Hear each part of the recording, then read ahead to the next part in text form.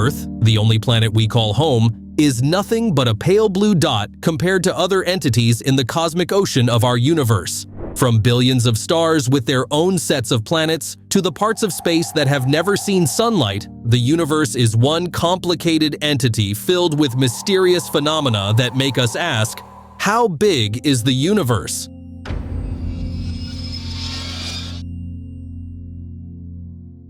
Our journey to solving this question starts with the brightest object in our night sky, the Moon.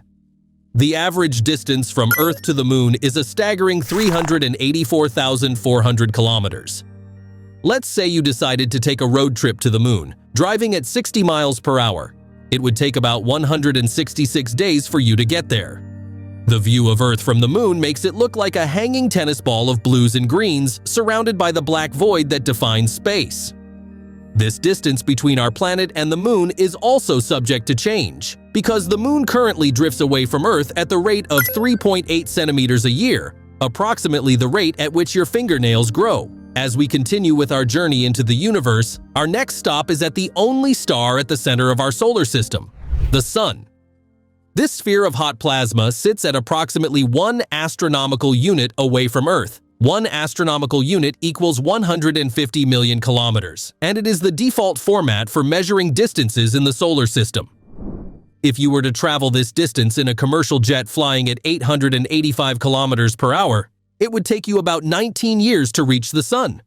Despite this breathtaking distance, the Sun still serves as the primary energy source for life on Earth, powering weather, ocean currents, climate, and also making plant life possible through photosynthesis. This shows how large the final frontier is, even within our own solar system.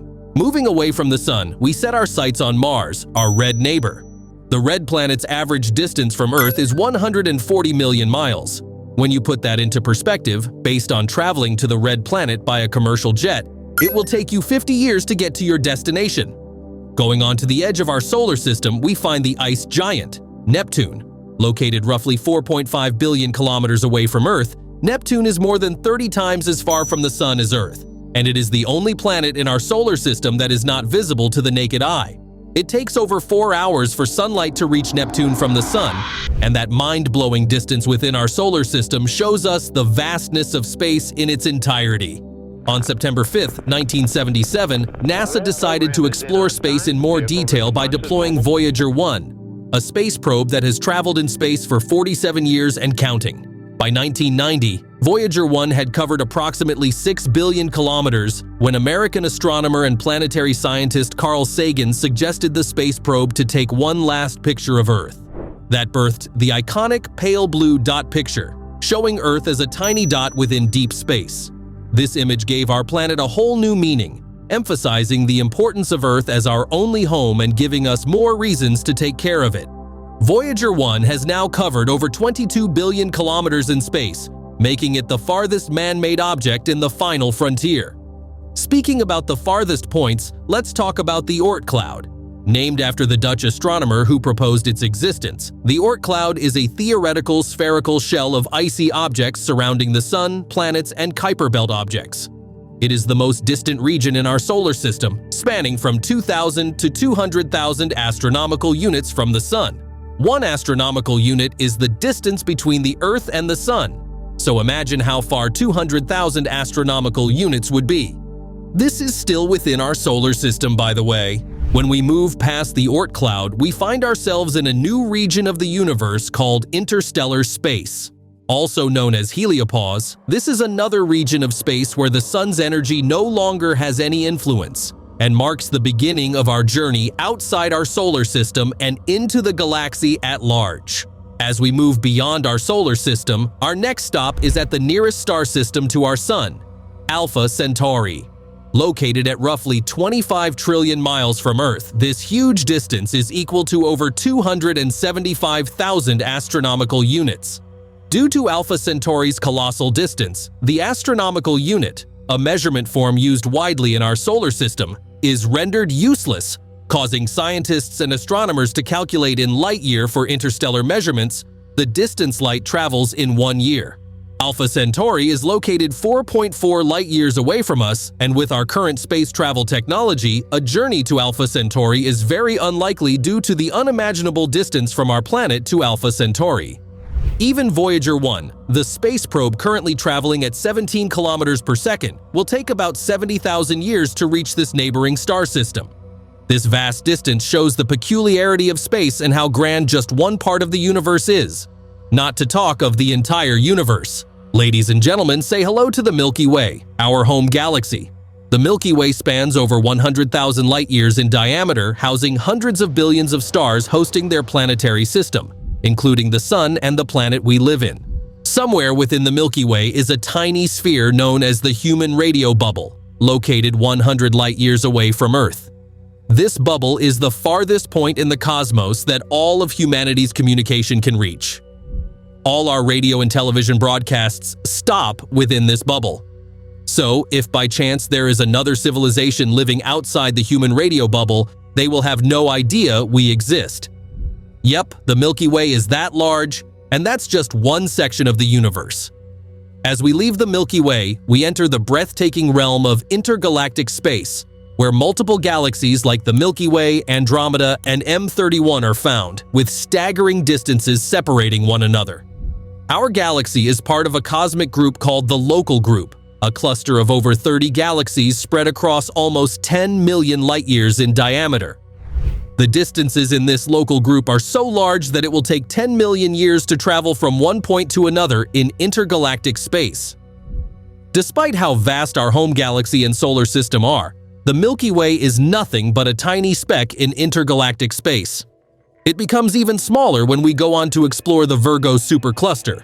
Located in the constellation Virgo, about 53.8 million light-years away from Earth, the Virgo Supercluster is an immense collection of galaxy groups and clusters, including the local group that houses the Milky Way and Andromeda galaxies. Its diameter is 110 million light-years, and it contains at least 100 galaxy groups and clusters. It's about 7,000 times the size of the local group and 100 billion times the size of the Milky Way. Just like the Milky Way galaxy becomes a tiny speck when compared to the Virgo Supercluster, the Virgo Supercluster is a part of an even bigger cosmic structure called the Laniakea Supercluster. This immense galactic supercluster is about 500 million light-years across and comprises the mass of 100 quadrillion suns. Named after the Hawaiian word that means immense heaven, the Laniakea Supercluster shows the immense mass of our universe's existence, and despite its huge mass, it is still part of something greater. That brings us to the observable universe. The observable universe is approximately 93 billion light-years in diameter. This number is derived from several considerations. A light-year, the distance light can travel in one Earth year, is 9.46 trillion kilometers. The estimated age of the universe since the Big Bang is 13.8 billion years. So the light emitted by objects in space that humans can see has been traveling toward Earth for no more than 13.8 billion years. That would indicate that the observable universe is 13.8 billion light-years in any direction from Earth and 27.6 billion light-years in diameter. However, according to Hubble's law, space has been expanding since the Big Bang, and thus the observable universe continues to expand as well. Calculations of this expansion show that objects that emitted light 13.8 billion years ago, from a distance of 13.8 billion light-years, are now even farther away from Earth, approximately 46 billion light-years away. This means the observable universe is more than 46 billion light-years in any direction from Earth and about 93 billion light-years in diameter. Given the universe's constant expansion, the observable universe expands another light-year every Earth year. At the same time, light from objects that are ever farther away continues to reach Earth for the first time, meaning that humans are able to see more and more of the universe over time. While humans will never be able to see the entire universe from Earth, only the relatively small bubble of the observable universe, the sphere of observation, is ever expanding. However, it is important to note that the observable universe is not the entire universe. 9 billion years after the universe began, its expansion started to speed up, driven by an unknown force that scientists have named dark energy. But what exactly is dark energy? The short answer is, we don't know. But we do know that it exists. It's making the universe expand at an accelerating rate, and approximately 68% of the universe is dark energy. Dark energy wasn't discovered until the late 1990s. But its origin in scientific study stretches all the way back to 1912, when American astronomer Henrietta Swan Leavitt made an important discovery using Cepheid variables, a class of stars whose brightness fluctuates with a regularity that depends on the star's brightness. All Cepheid stars with a certain period have the same absolute magnitude or luminosity, the amount of light they put out. Leavitt measured these stars and proved that there is a relationship between their regular period of brightness and luminosity. Leavitt's findings made it possible for astronomers to use a star's period and luminosity to measure the distances between us and Cepheid stars in far-off galaxies and our own Milky Way. Around this same time in history, astronomer Vesto Slipher observed spiral galaxies using his telescope's spectrograph, a device that splits light into the colors that make it up, much like the way a prism splits light into a rainbow. He used the spectrograph, a relatively recent invention at the time, to see the different wavelengths of light coming from the galaxies in different spectral lines.